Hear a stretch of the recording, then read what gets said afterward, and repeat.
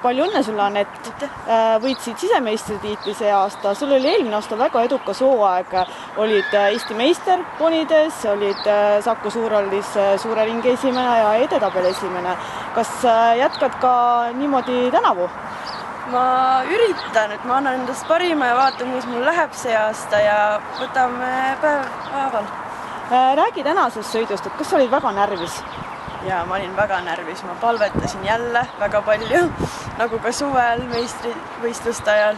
Ja läks õnneks, et rada oli väga hea ja sammud klappisid ja need vahed olid väga head ja poni oli väga hea. Viimases teises voorus sa läksid rajale viimasena, et milliste mõtetega läksid? No ma läksin võitma, sest et see ei olnud kõrge ja matšal on ainult üle astuda see tegelikult, et läksingi selle kindla mõttega. Millised nüüd sinu järgmised suuremad võistlusplaanid on, kus sind jälle näha saad? No see aasta ma üritan kvalifikatsiooni saada Põhjamaa mängudeks. Et meil oli tegelikult see eelmine aasta plaanis, aga ei läinud just nii, nagu tahtsime.